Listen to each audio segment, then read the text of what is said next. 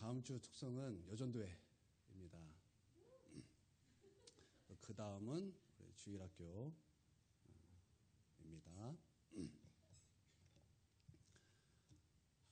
할렐루야, 우리 주님을 찬양하고 경배합니다.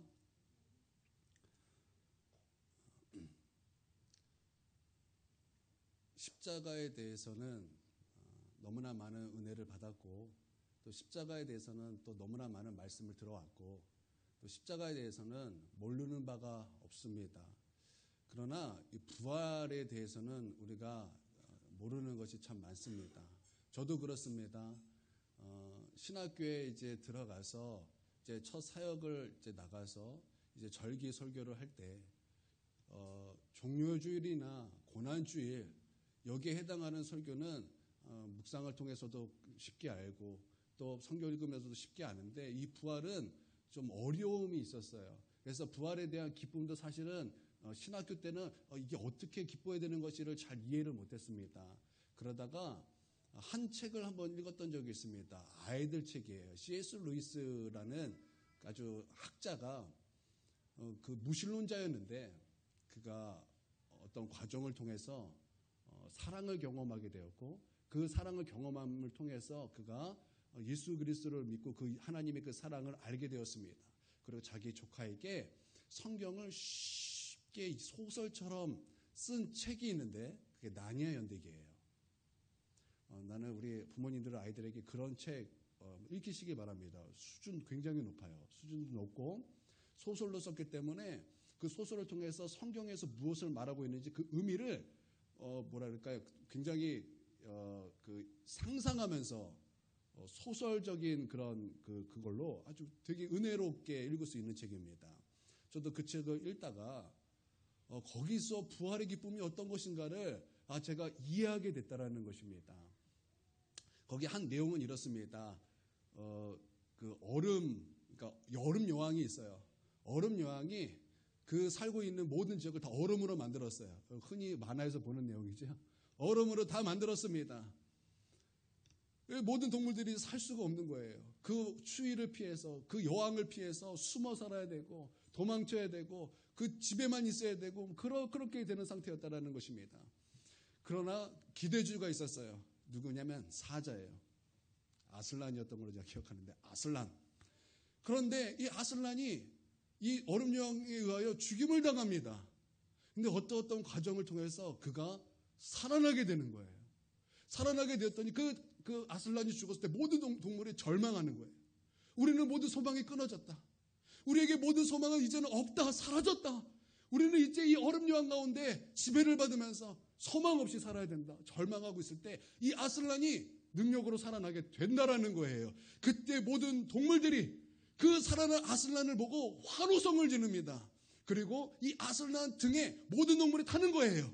그리고 나서 그 얼음 여왕을 무찔러러 가는 것입니다. 그때 그 장면이 얼마나 환희와 그 승리의 개가를 부르는지 그게 그 마음속에 감정이입이 돼서, 부활은 승리구나. 와, 부활은 이런 것이구나. 부활은 이건 대단한 것이구나. 이 부활이 없으면 십자가도 없구나. 이 부활이 없으면 이 십자가 확증도 없는 거구나. 이 부활이 없으면 하나님께서 우리 가운데 약속하신 모든 성취가 이루어지지 않는 거구나. 이거 정말 대단한 거구나. 제가 그때 이 부활이 얼마나 기쁜 건지를 알게 됐다는 거예요. 여러분, 부활은 놀라운 것입니다. 부활은 십자가의 확증입니다.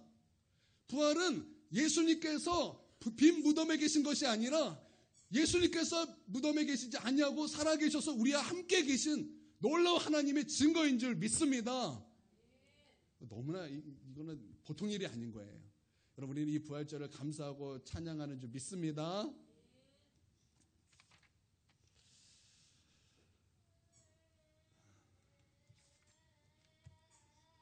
고린도전서 15장은 부활장입니다. 자, 고린도전서 15장은 무슨 장이라고요? 부활장. 이 정도는 아셔야 됩니다. 그래서 고린도전서 13장은 12장은 뭐예요? 은사장. 고린도전서 13장은 무슨 장? 사랑장. 고린도전서 14장은 뭐예요? 뭐 이제 또 이제 은사에 대해서 나오죠. 그리고 고린도전서 15장은 뭐예요?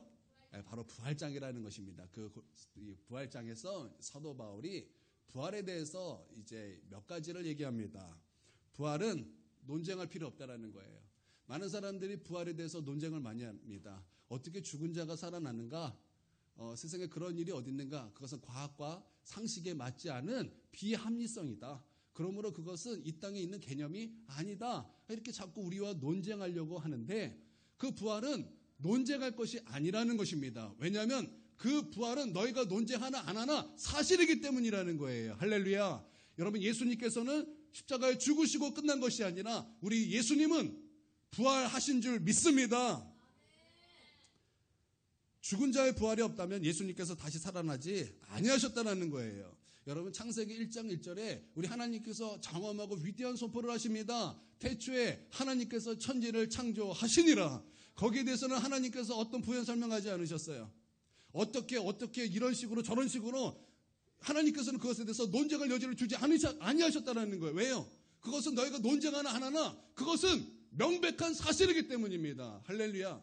제가 중학교 때 과학 선생님은 은근히 진화론을 가리키면서 하나님은 없다라는 것을 우리에게 강조했습니다. 진화론을 가리키면서 왜 그것이 합당한지를 우리에게 막 설명하는데 너무나 애썼던 그 장면이 기억이 납니다. 그래서 그 예로 갈라파고스였던 것 같아요. 갈라파고스에 섬이 많아요. 근데 그 섬마다 거북이가 다 다르게 생겼어요. 다 아시죠? 이 정도 다 아실 거예요. 똑똑하시니까. 그래서 그것을 증거로 내밀면서 봐라. 그 섬에서 살아갈 수 있도록 거북이가 다 이렇게 진화한 것이 아니냐. 그러고 나서 이제 기린을 또 이제 말을 하는 거예요. 자, 기린 봐라. 기린 원래 목이 이렇게 짧았는데 그 먹이가 저기 위에 있으니까 그 진화해주고 그 목이 이렇게 쫙 길어져 해주고 이렇게 목이 길어졌다. 이런 식으로 막 이렇게 얘기를 이렇게 하면서 이 세상 만물이 있는 것은 진화해서 된 것이지 그 어떤 다른 방법이 아님을 저희한테 가르치면서 얼마나 핏대를 세워가면서 은근히 기독교를 까고 은근히 하나님 없음을 강조했던 그런 기억이 제 안에 있다라는 것입니다. 여러분, 그들이 어떤 말을 할지라도 하나님께서는 천지를 창조하셨습니다. 논쟁의 여지가 없다라는 거예요. 여러분, 그들이 말이 맞다면 여러분 잘 보세요. 지금도 종의 진화는 계속 진행되어야 할 것입니다. 지금 원숭이는 계속 사람이 되어가야 될 것이고 어떤 아메바는 계속 무엇인가가 만들어져야 될 것입니다. 아무런 일이 없어요. 아무런 일이 없어요. 오히려 원숭이를 동물원에 가둬서 구경시킵니다. 아니, 사람들은 원숭이가 사람이 된다고 말하는데 왜 원숭이를 동물원에 가둬서 키웁니까? 왜 구경을 시킵니까? 넌센스예요. 여러분, 사람들은 단순히 하나님이 싫은 거예요. 하나님이 싫은 거예요. 여러분, 논쟁할 여지가 없는 거예요. 여러분, 잘 생각해. 똑똑하시니까 잘 생각해 보세요. 여러분, 이 건물이 어쩌다가 먼지들이 모여서 생겼습니까? 어쩌다가 먼지들이 해쳐 모여! 그래서 막 모였어요. 우리 모였는데 이대로 있을 수 없다. 건설적인 일을 한번 해보자. 그러고 나서 그들이 건설을 하기 시작했어요. 그래가지고 1층 건물을 쌓고 2층 건물을 쌓고 십자가를 딱 세웠어요. 말이 됩니까? 안 됩니까? 말이 안 돼요. 여러분, 이 교회도 누군가의 계획에 의하여 사람에 의하여 만들어졌다라는 것입니다. 여러분, 그렇죠? 이거 아니라고 할 수 있는 사람이 있겠습니까? 하물며 이 건물도 누군가 위해 만들어졌는데 정말 위대한 이 온 우주 만물이 그냥 어쩌다 생겼겠습니까? 먼지들이 모여서 이것이 만들어졌겠습니까? 이거보다 넌센스는 없을 것입니다. 이거보다 넌센스는 없을 거예요. 여러분, 온 우주 만물을 창조하신 분이 계십니다. 그분이 누구십니까? 하나님이시라는 거예요. 할렐루야. 여러분, 이건 명백한 사실이기 때문에 논쟁할 여지가 없다라는 거예요. 부활도 마찬가지입니다. 부활도 너무나 확실하기 때문에 이건 논쟁할 가치도 없다라는 것입니다. 여러분, 예수님은 십자가에 죽으셨고 끝이 아니라 우리 예수님은 3일 만에 부활하신 줄 믿습니다. 두 번째는 부활이 없다면 우리의 믿음은 헛된 것이라는 거예요. 부활이 없다면 우리의 믿음은 헛된 것이라는 것입니다. 우리는 눈에 보이는 세상보다 눈에 보이지 아니하는 예수님을 더 사랑하는 것입니다. 여러분, 이것을 믿습니까? 그러나 부활이 없다면 그 모든 것은 헛된 것이라는 것입니다. 여러분, 우리가 믿은 바 어떤 것을 믿습니까? 우리 예수 그리스도의 십자가를 통해서 그 피가 우리를 덮었고 우리는 그 십자가를 통해서 우리는 하나님의 은혜를 받고 구원을 받았다. 이 천국 소망을 우리가 믿는 바가 아닌 것입니까? 우리가 그것을 믿는 바라는 것입니다. 그러나 이 부활이 없다면 우리 믿는 바가 다 헛된 것이라는 거예요. 우리가 전파하는 거 다 헛된 것이라는 것입니다. 예수 안에서 잠자는 모든 자가 망한 자라는 것입니다. 그러므로 우리가 가장 불쌍한 자가 된다는 거예요. 여러분, 부활이 없다면 여기서 제가 제일 불쌍할 것입니다. 여기서 저만큼 불쌍한 사람이 없을 것입니다. 그러나 예수님께서 오늘 부활하셨고 저는 누구보다 하나님의 복을 받은 사람이요, 우리는 누구보다 하나님의 복을 받은 사람이라는 것입니다. 하나님께서 우리 가운데 천국 복음을 선포해 주셨고, 우리 가운데 구원의 길을 열어주셨고, 우리 가운데 예수님을 보내주셨고, 그 예수님을 믿게 하셨고, 그 예수님을 만나게 하셨고, 지금 우리는 그 부활을 감사하고 찬양한다라는 거예요. 여러분, 이거보다 축복이 어떻겠습니까? 할렐루야. 세 번째는 부활이 없다면 하나님을 거짓 증언하는 것이다 라는 것입니다. 여러분, 부활이 있기 때문에 우리는 선포할 수 있는 거예요. 사망아, 너희 쏘는 것이 어디 있느냐? 사망아, 너희 이기는 것이 어디 있느냐? 주님께서 부활하셨기 때문에 사망이 쏘는 것이 없다라는 거예요. 예수님께서 죽은 자 가운데서 살아나셨기 때문에 사망이 이기는 것이 없다라는 것입니다. 예수님께서 부활하셨기 때문에 마지막에 멸망받은 원수가 바로 사망이라는 것입니다. 그래서 우리는 담대하게 외치는 거예요. 사망아, 너희 쏘는 것이 어디 있느냐? 사망아, 너희 이기는 것이 어디 있느냐? 여러분, 우리 가운데 사망이 없는 줄 믿습니다. 우리 예수님께서 부활하심을 통해서 사망을 이기셨다라는 거예요. 겨우 이기신 것이 아니라 넉넉하게 이기셨고 그 사망을 짓밟아 놓으셨다라는 것입니다. 할렐루야. 여러분, 사망을 이기셨다라는 것은 죄악의 권세를 이기셨다라는 것입니다. 죄악의 권세를 이기셨다라는 것은 즉 사단의 권세를 이기셨다라는 것입니다. 겨우 이기신 것이 아니라 넉넉하게 이기셨고 저 사단을 우리 발 앞에 상하게 하셨다라는 거예요. 십자가와 부활로 우리 주님 그렇게 승리하셨다라는 것입니다. 그래서 예수님께서는 그 십자가와 부활을 통해서 저 사단이 세상의 신이 되지 못하게 하시고 세상의 신이라고 불렸던 저 사단을 밟아버리시고 우리 가운데 왕이 되셨다라는 거예요. 우리의 주인이 되셨다라는 것입니다. 우리의 임금이 되셨다라는 것입니다. 우리의 참된 목자가 되셨다라는 것입니다. 할렐루야. 우리는 이 부활하신 예수님을 믿는 줄 믿습니다. 네 번째, 죽은 자가 다시 살아나는 것이 없다면 예수님도 다시 살아나지 아니하셨을 것이다. 사도 바울이 이렇게 말을 하였다라는 것입니다. 여러분, 우리 영혼은 전생에 있어서 3번의 옷을 입습니다. 이거 처음 들으신 분이 계신지 모르겠어요. 이게 처음 듣는다고 없는 게 아니에요. 우리는 총 3번의 옷을 입습니다. 첫 번째는 이 땅에서 살아갈 수 있는 육신의 옷을 입고 있습니다. 우리의 본질이 무엇입니까? 우리 영혼 아닙니까? 그래서 우리의 영혼이 본질인데 우리가 이 땅에서 살아갈 때 알맞는 옷이 있는데 그게 우리 육신이라는 거예요. 그게 우리의 육신이라는 것입니다. 그래서 육신의 옷을 한번 입습니다. 그리고 우리의 육신이 이제 후패하여 나중에 이제 우리가 죽게 되면은 흙으로 돌아가고 우리는 어디로 갑니까? 예수 믿는 사람은 천국으로 갑니다. 천국으로 가면은 천국에 맞는 옷을 입는 거예요. 두 번째 옷이 천국의 옷이에요. 그리고 한 번 더 있습니다. 그 한 번이 뭐냐면 주님께서 부활하시고 끝이 아니라 하늘로 올라가셨습니다. 여러분 이것을 믿습니까? 또 그 주님께서 우리 가운데 약속하셨습니다. 내가 다시 올 것이다. 너희가 본 그대로 내가 다시 올 것이다. 주님께서 말씀하셨다라는 거예요. 그때 주님 다시 오실 때는 끝나는 날이에요. 그때 새하늘과 새 땅이 우리 주님과 함께 내려오는 줄 믿습니다. 예수님께서 부활의 첫 열매가 되셨듯이 예수 그리스도 안에서 잠자는 자들이 다 예수님과 같이 호련히 변화되는 줄 믿습니다. 이때 부활이 일어나요. 그 부활은 이제 우리 주님께서 이제 주시는 새하늘과 새 땅에서 영원히 주님과 함께 살 수 있는 그 옷으로 육체의 부활로 그렇게 옷을 입게 된다라는 것입니다. 할렐루야. 그래서 우리는 이 3가지 옷을 다 입어야 될 줄 믿습니다. 첫 번째 옷 다 입었어요. 육체의 옷을 다 입었어요. 육신의 옷을 다 입었다라는 거예요. 그 다음에 천국에서 사는 옷을 입어야 될 것이요. 그리고 이제 새하늘과 새 땅에서 살 수 있는 그 육체의 부활, 그 옷을 입어야 될 줄 믿습니다. 여러분, 그러기 위해서는 우리가 육체를 갖고 있는 이때에 예수님을 믿어야 한다라는 거예요. 주님 앞에 회개하며 나아가야 된다는 것입니다. 거듭나야 한다는 것입니다. 주님께서 십자가와 부활을 통해서 활짝 열어놓으신 그 하나님의 나라를 경험해야 한다는 것입니다. 하나님께서 우리를 새롭게 하시는 그 새롭게 되는 은혜를 경험해야 한다는 것입니다. 하나님을 만나야 되는 것이요, 예수님을 체험해야 하는 것이요, 부활하신 주님을 만나야 하는 것입니다. 성령 체험을 해야 하는 것입니다. 그래서 우리는 새롭게 변화되어야 되는 거예요. 여러분, 나는 이런 은혜가 우리 가운데 있게 되게 주님의 이름으로 축원드립니다. 여러분, 복음은요, 예수님의 십자가만을 얘기하면 안 됩니다. 복음은 항상 예수 그리스도의 십자가와 부활이 복음이라는 것입니다. 여러분, 교회의 영광은 세상의 영광과 같지 않다라는 것입니다. 교회의 영광은 어떤 것입니까?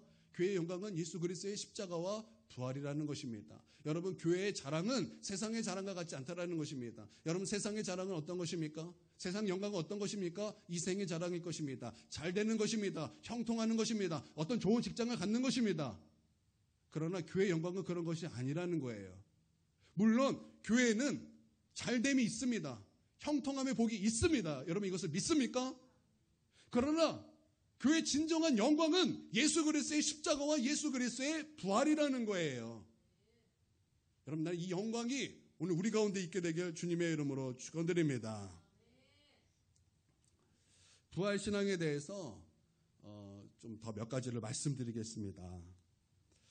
여러분, 부활신앙은 우리는 고난 가운데 어떻게든 넉넉하게 견디고 어떻게든 승리하게 하는 힘과 능력이 있다라는 것입니다. 한국 교회가 이제 태어났을 때 한국 교회는 큰 위기를 2번 맞습니다. 어떤 위기를 맞습니까? 일제 강점기를 통해서 신사참배라는 아주 큰 위기를 맞이하게 된다라는 것입니다. 여러분, 우리나라의 그 한국교회의 저력이 무엇입니까? 그런 핍박 속에서도, 그 일본의 그 핍박 속에서도 우리가 끝까지 믿음을 지킨 믿음의 선배들이 있다라는 것입니다. 나는 어떤 순간에도 그런 믿음을 지키는 그 믿음의 유산이 끝까지 유지되길 주님의 이름으로 축원드립니다. 2번째는 어떤 고난을 겪었습니까? 6.25 사변을 통해서 공산당, 난 이 발음이 어려워요. 그냥 빨갱이, 여기 편한데. 예. 그들이 얼마나 기독교를 박해했습니까? 그들이 얼마나 예수 믿는 사람들을 박해했습니까? 이루 말할 수 없는 거예요. 이루 말할 수, 저희 할머니의 증언이에요. 그때 그 여수 반란사건의 그 현장에 계셨기 때문에 할머니가 늘 얘기하시는 게 그거예요. 아니, 예수 믿는 사람을 봤더니 제일 먼저 죽더라는 거예요. 누구에게 의해서 죽었어요? 공산당에 의해서 죽었다라는 거예요. 북한에서 온 공산당이 아니에요. 한국에 있는 공산당, 한국에 있는 빨갱이, 그들에 의하여 죽었다라는 거예요. 여러분, 우리가 너무나 잘 알고 있는 손영원 목사님의 2 아들이 누구에 의해 죽었습니까? 바로 그들에 의하여 죽었다라는 거예요. 근데 너무나 놀라운 것은 손영원 목사님은 사랑의 원자탄이라고 그랬죠. 자기 자녀를 그렇게 총으로 쏴 죽인 그 사람을 자기의 양자로 삼아버렸어요. 우리는 이런 믿음의 유산이 있는 그런 위대한 한국교회인 줄 믿습니다. 예, 우리 한국교회는 이런 큰 위기를 맞이하였다라는 것입니다. 단순히 조금 위협이 아니었다라는 거예요. 한국교회의 위협이었다라는 거예요. 한국교회 교회의 아주 치명적인 위협이었다라는 것입니다. 그때 한국교회는 어떻게 승리했습니까? 한국교회는 어떻게 승리했습니까? 십자가 믿음과 부활 믿음으로 승리했다라는 거예요. 십자가 신앙이 무엇입니까? 예수님 나를 위하여 죽으셨으니 나도 주님을 위하여 죽으리라. 이 십자가 신앙으로 승리했다라는 거예요. 뿐만 아니라 한 가지 더가 있었어요. 그게 뭐냐? 부활 신앙이라는 것입니다. 주를 위하여 죽으면 영원히 주님과 함께 산다. 내가 주를 위하여 죽으면 그것은 두려운 것이 아니라는 거예요. 거기서 끝이 아니라는 거예요. 나는 영원히 주님과 영원히 산다라는 거예요. 우리 주님과 영원히 천국에서 산다라는 거예요. 나에게는 그런 소망이 있다라는 거예요. 그러므로 나는 어떤 고난도 이길 수 있다라는 것입니다. 여러분, 예수님이 십자가를 어떻게 견디셨고 이기셨습니까? 장차 올 영광을 바라보면서 이기셨다고 말씀하고 있습니다. 그 영광은 어떤 영광입니까? 우리 예수님께서 십자가에 죽으시고 하나님의 능력으로 다시 살게 하시는 그 부활을 바라보면서 십자가를 견디셨다고 말씀하고 있다는 거예요. 그것은 영광이었다 말하고 있다는 것입니다. 할렐루야. 여러분, 우리가 이런 부활의 신앙이 있고 십자가의 신앙이 있다면 우리는 어떤 상황에도 넉넉히 이길 줄 믿습니다. 겨우 이기는 것이 아니라 넉넉하게 이길 줄 믿습니다. 성경에서 가장 처음 부활 신앙을 가졌던 사람이 아브라함이 아닌가 이렇게 생각이 되어집니다. 하나님께서 아브라함을 시험하시려고 이 중요해요. 시험하시려고 100살에 주신 그 약속의 아들 이삭을 하나님께 바치라 이렇게 하나님께서 말씀하셨습니다. 아브라함이 그것에 순종합니다. 그래서 두 종과 함께 이제 모리아산으로 떠납니다. 그래서 이제 모리아산 앞에서 두 종에게 거기 있으라 말하고 이삭과 함께 올라갈 때 아브라함이 그 두 종에게 한 말이 있습니다. 그게 뭐냐면 이삭과 함께 올라가서 예배를 드리고 이삭과 함께 내려올 것이다 라는 거예요. 그때 아브라함이 어떤 믿음을 가지고 있었습니까? 그때 아브라함이 가지고 있었던 것은 부활 믿음이라는 거예요. 아브라함은 그때 부활 신앙을 갖고 있었다라는 거예요. 하나님께서 이삭을 바치라고 하셨지만 하나님께서는 분명히 약속하셨고 말씀하셨어요. 하나님은 언제나 그 말씀에 신실하셨다라는 것입니다. 하나님의 그 신실한 약속의 말씀은 무엇입니까? 아브라함에게 하셨던 모든 놀라운 복이 약속의 자녀 이삭을 통해서 이루어지겠다라는 거예요. 그럼 이삭이 죽으면 그 말씀이 이루어집니까? 안 이루어집니까? 안 이루어진다라는 거예요. 그래서 하나님께 이 이삭을 드리면 하나님께서 죽은 이삭을 다시 살릴 거라는 그런 믿음이 있었다라는 거예요. 그래서 하나님의 어떤 시험도 넉넉하게 감당할 수 있었다라는 것입니다. 할렐루야. 여러분, 이 부활신앙이 뭐예요? 우리 하나님의 말씀은 신실하다. 그것을 믿고 주님만을 따르는 것이 부활신앙인 거예요. 나는 이 부활신앙이 오늘 우리 가운데 역사하여 하나님의 그 말씀이 오늘 우리 가운데 주인이 되고 우리를 다스리는 은혜가 있게 되기를 주님의 이름으로 축원드립니다. 할렐루야. 조용하시죠.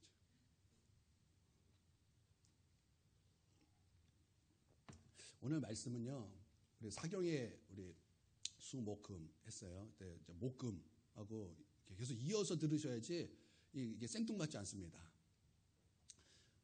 제가 어제 이제 우리 파일을 올렸는데 첫째 파일은 조회수가 이제 제가 3번 들어가지고 조회수가 6 나왔어요. 두 번째 파일은 조회수가 0명이에요. 그리고 다시 나왔다 들어갔더니 제가 한번 들어갔던 거 조회수 1 딱 뜨더라고요. 여러분 그러시면 안 됩니다. 우리 사경에 참석하지 못하신 분은 그렇게라도 말씀을 들으셔야 됩니다. 요즘에 아주 제가 굉장히 슬럼프였지만 그 목요일부터 갑자기 하나님의 은혜가 부어져가지고 그 말씀이 조금 은혜로웠어요. 많이는 아니고 조금 은혜로. 그래서 그 조금이라도 있는 은혜를 좀 경험하시고 오늘 말씀을 들었다면 좀 이해가 좀 되실 거예요. 그래서 아직 못 들으신 분은 꼭 이번 한 주에 들어보시길 바랍니다. 기대 많이 하면 안 돼요. 조금 은혜가 있었기 때문에 조금 은혜를 사모하면서 여러분 한번 들으시길 바랍니다.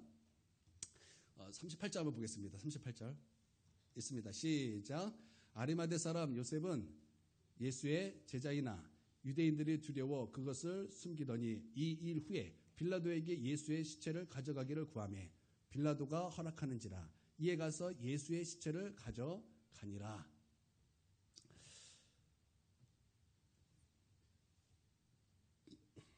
여러분 커밍아웃이라는 말을 잘 아실 것입니다. 이 커밍아웃을 여러분 언제 처음 들으셨을까요? 저는 10년 넘었던 것 같아요. TV에서 어떤 대머리가 나와가지고 막 하더니 갑자기 커밍아웃 막 이렇게 하더니 자기 게임이다. 홍석천이죠. 굉장히 문화적으로 굉장히 제가 충격을 받고 사회적으로 굉장히 충격을 많이 받았어요. 자신이 게이라고 그냥 나타냈다라는 것입니다. 여러분 커밍아웃이 뜻이 뭐예요? 정제 있어요. 커밍아웃이 뜻이 뭐예요? 옷장 속에서 나오다 뭐 이런 뜻인가요? 하여튼 그래서 그거를 이제 게이들이 사용해서 이제 자기를 이제 드러내는 거예요. 그리고 나서 홍석천 이후로서 그때 이제 충격을 받았지만 그때 이후로 이 홍석천을 보고서 많은 게이들이 용기를 받았어요. 그래서 나도 게이였습니다. 나도 게이다. 나는 레즈비언이다. 이런 사람이 굉장히 늘어났다라는 것입니다. 너무나 안타까운 일이에요. 여러분, 하나님께서 정하신 것은 남자와 여자가 만나서 결혼하는 것인 줄 믿습니다. 남자가 만나는 게 아니에요. 여자와 여자가 만나서 결혼하는 게 아니에요. 남자와 여자가 만나서 결혼해야 되는 것입니다. 아셨죠? 남자가 난 너가 좋아 규민아. 하유라 나는 너가 마음에 들어. 그러면 어떻게 해요? 우리 현정이 누가 현정이한테 딱 가지고 우리 현정이의 그 씩씩한 모습이 너무나 마음에 들어. 나랑 사귀자. 근데 그 남자야.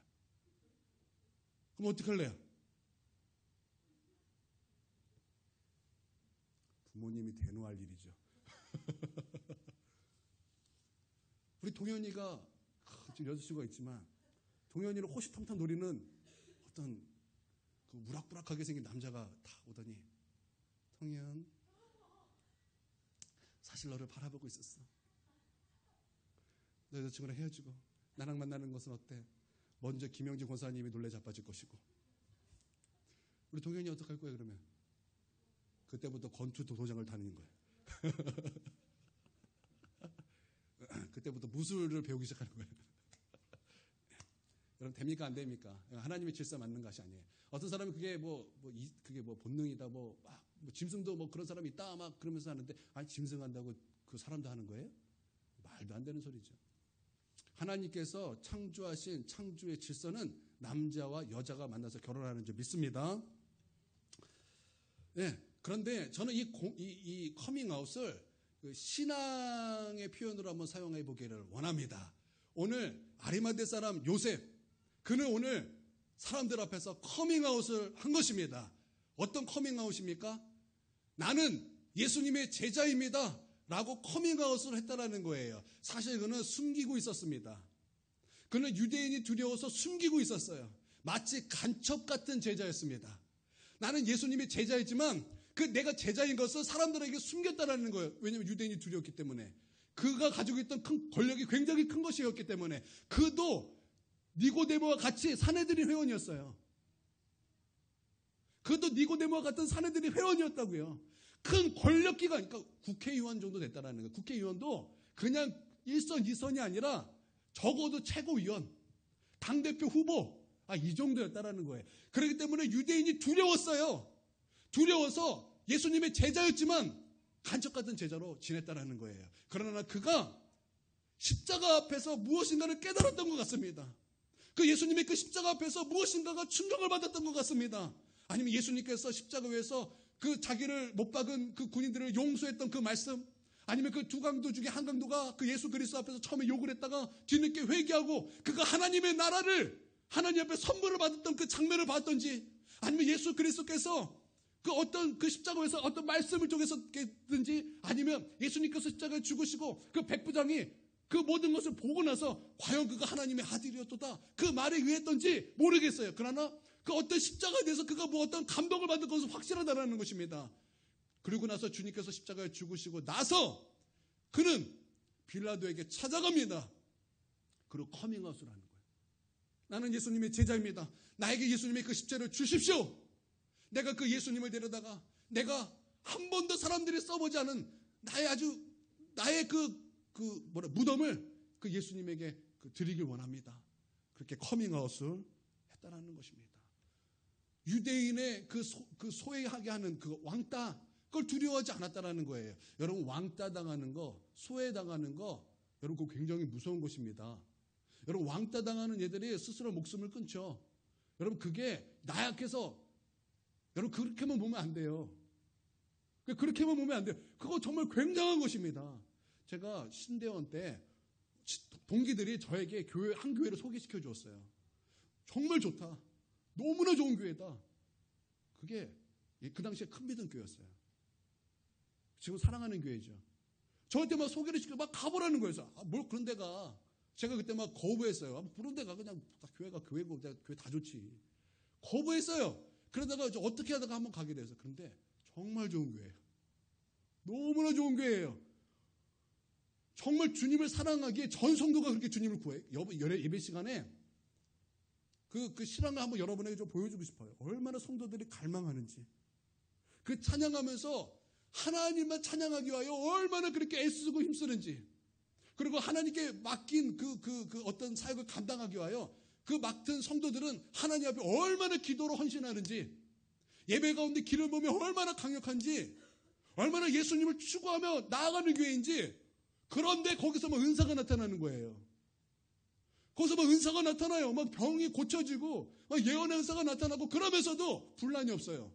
말씀으로 잘 교육을 받아서 정말 모델 같은 그런 교회예요. 나는 예전에 사랑의 교회, 명성교회, 여의도 순복음교회, 광림교회 이런 데만 가장 좋다고 생각했는데 비교가 안 되는 거예요.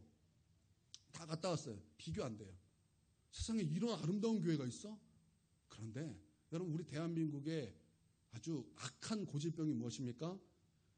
교회가 그렇게 부흥하고 성령의 역사가 나타나면 꼭 등장하는 악인들이 있습니다. 아주 시기와 질투에 휩싸여서 자기 교회의 성도가 한 명 그쪽으로 옮겼다, 막 끌어올랐어요. 그래서 그 목사님이 했던 그 설교를 짜집기를 합니다. 제가 그 현장에 있어서 알아요. 제가 그 현장에 있어야지고 우리 교단이, 제가 속했던 교단이 했던 짓을 알아요. 말을 교묘하게 바꿔요. 문장에 쓰면 몇 개 빼고 그걸 딱 붙여가지고 완전히 악인을 만들어버리는 거예요. 여러분, 예전에 윤석전 목사님도 거기에 당했죠. 예전에 조용기 목사님도 그렇게 당해서 지금도 조용기 목사님을 이단으로 보는 사람이 있고 윤석전 목사님을 이단으로 보는 사람도 있습니다. 예전에 그 윤석전 목사님이 저희 학교에 와가지고 사경회를 했는데 누가 이단인데 왜 왔냐 그래. 그러니까 거기 한번 걸려가지고 막 사람들의 인식에 이단이다, 그런 인식이 있다라는 거예요. 예, 그 교회도 이단 사냥꾼들이 그 자기가 그렇게 그렇게 짜집기를 해서 보고서를 내서 자기네가 보고서를 받아서 자기네가 이대 위원이었기 때문에 자기네가 이단으로 그냥 확 도장을 찍어버렸어요. 제가 그것을 보고서 너무나 어이가 없었어요.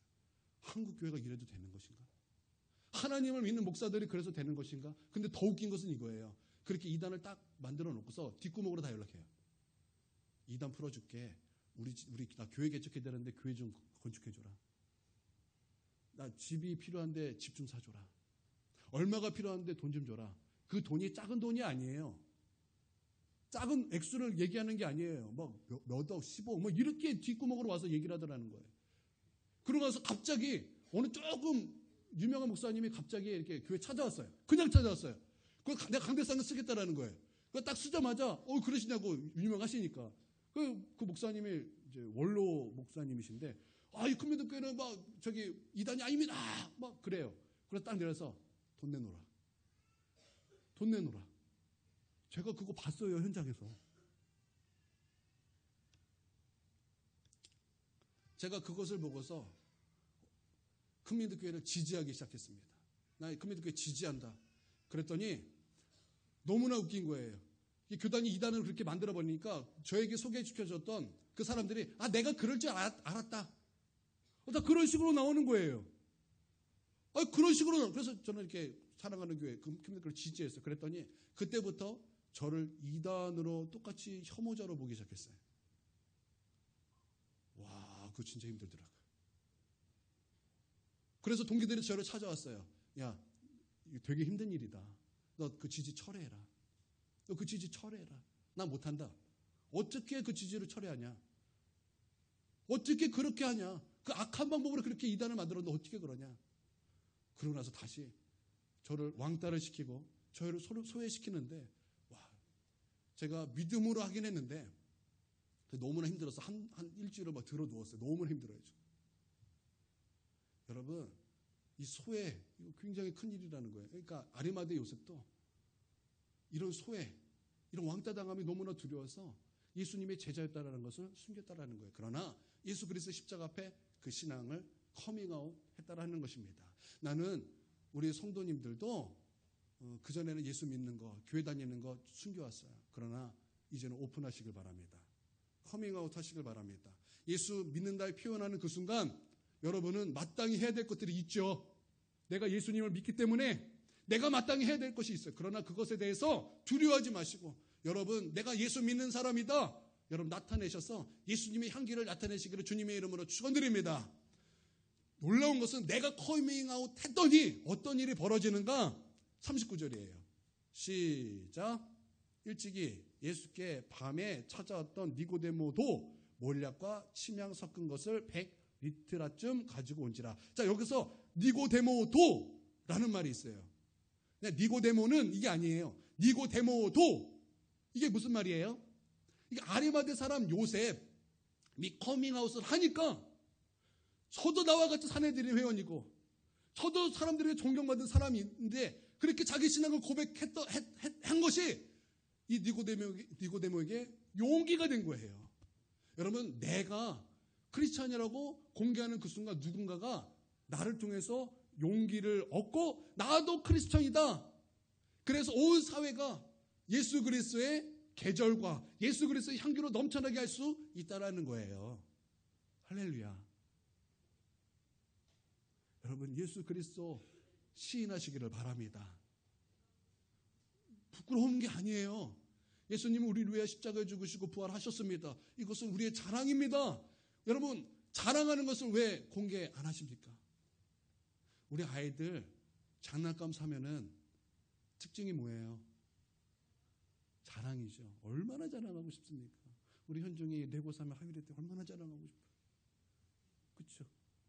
자랑하고 싶어가지고 견디지 못해. 이게 어린 나이의 특징이에요. 여러분, 자랑하는 것은 자랑하고 싶은 거예요. 여러분, 예수님 그 십자가가 부끄러우십니까? 여러분, 사도 바울이 로마서 1장에서 뭐라고 말했어요? 내가 이 복음을 부끄러워하지 아니하노니 이는 우리 가운데 능력을 우리 가운데 구원을 주시는 하나님의 능력이 됩니다. 여러분, 부끄러운 게 아니에요. 여러분, 자랑하시기를 바랍니다. 이 부활의 예수님, 여러분, 이 부활의 예수님을 만나려면 어떻게 해야 될까요? 빈 무덤을 경험해야 돼요.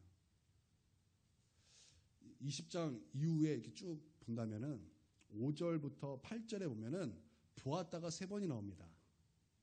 보았다가 3번이 나와요.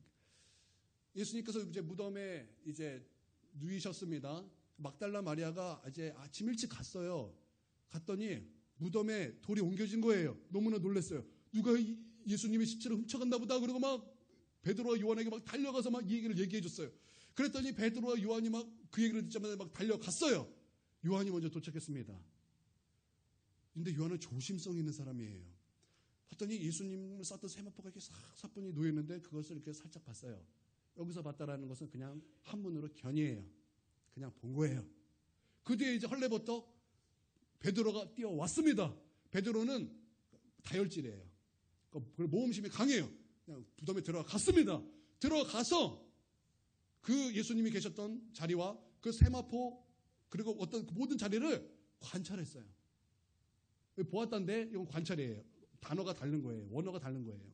관찰했다라는 거예요. 관찰했더니 이것저것 다 봤더니 이것은 누가 예수님의 십자를 가져간 것이 아니라 어떤 기적이 개입하였다라는 것을 이 베드로가 알게 되었다라는 것입니다. 그러고 나서 요한이 이제 무덤 속에 들어왔습니다. 그리고 이 베드로가 그 관찰한 그 내용을 가지고 이제 이 8절에는 보았다 그랬어요. 이 보았다라는 것은 이해하게 된 마음으로 보았다라는 거예요. 이해하게 된 마음으로 보았더니 과연 예수님의 그 지금 빈 무덤은 누가 시체를 가져간 것이 아니라 어떤 기적이 개입했다라는 것에 동의하게 되었다라는 것입니다. 그러므로 말미암아 어떻게 되었습니까? 그들이 보고 믿더라. 그들이 보고 믿더라. 할렐루야.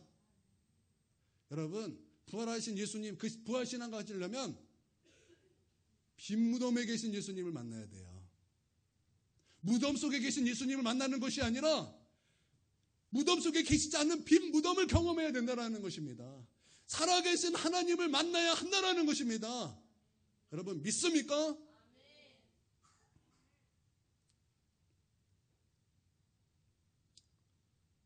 사도 바울이 예수 믿는 사람을 핍박했죠. 다메섹으로 핍박하는 사람을 잡으러 가다가 예수님께서 빛으로 바울을 만나 주셨습니다. 그가 그 빛을 경험하고 땅에 엎드려졌습니다. 음성이 들립니다. 사오라 사오라 어찌하여 너가 나를 박해하느냐. 주여 누구십니까? 나는 너가 박해하는 예수라. 나는 너가 박해하는 예수라.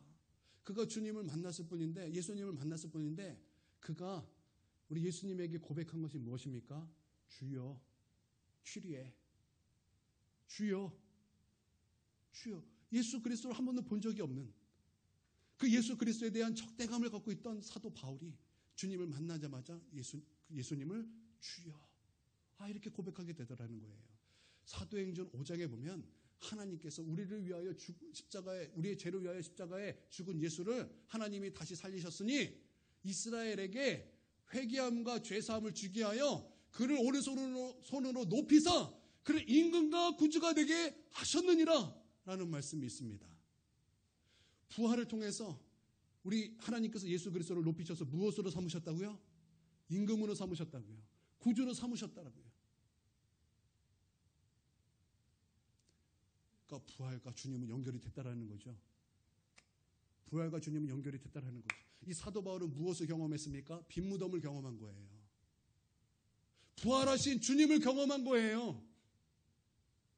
무덤 속에 계신 예수를 만난 것이 아니라 무덤 속에 있는 예수님을 알 때는 예수님을 믿는 사람을 박해했어요. 그러나 빈 무덤을 경험한 그 순간 예수님이 나의 주님이 되는 거예요. 할렐루야. 나는 우리 예수님을 무덤 속에서 만나는, 무덤 속에 계신 예수님을 하는 것이 아니라 무덤 속에 계시지 않는 빈 무덤을 경험하게 되게 주님의 이름으로 축원드립니다. 그래서 이 부활절이 누구보다 뜻깊은 그런 부활절이 되길 주님의 이름으로 축원드립니다. 이 시간 우리가 함께 기도하길 원합니다. 함께 기도할 때 주님, 나를 위하여 십자가에 죽으시고 끝이 아니라 나를 위하여 부활하신 우리 주님을 찬양합니다. 오늘 나에게 하나님의 나라를 여시고 오늘 나에게 은혜를 베풀어 주시옵소서. 그 부활을 감사하고 찬양하며 이 시간 주여 한번 크게 외치시고 함께 통성으로 기도하도록 하겠습니다. 기도하겠습니다. 주여, 사랑과 은혜가 충만하신 아버지 하나님 감사하고 찬양을 올려드립니다. 아버지 하나님, 나를 위하여 주님 십자가에 죽으시고 또한 나를 위하여 주님께서 부활하셨습니다. 아버지 하나님, 나를 구원하시기 위하여 나에게 하나님의 나라를 주시기 위하여 나에게 하나님의 관계를 회복시키기 위하여 아버지 하나님, 나를 위하여 십자가에 죽으시고 부활하셨습니다. 오늘 이 부활절이 주님 그냥 부활절이 되는 것이 아니라 나에게 특별한 부활절이 될 수 있도록 아버지 하나님 역사여 주시옵소서. 아버지 하나님 역사여 주시옵소서. 아버지 하나님 역사여 주시옵소서. 아버지 하나님 역사여 주시옵소서. 내가 그 십자가 앞에서 나의 교만을 회개합니다. 그 십자가 앞에서 나의 악을 회개합니다. 십자가 앞에서 나의 이기심을 회개합니다. 아버지 하나님, 나를 위해 부활하신 예수님, 주님 나를 용서해 주시옵고 내게 다시 한번 은혜를 베풀어 주시옵고 하나님의 놀라우신 사랑 우리 가운데 나타내 주시옵소서.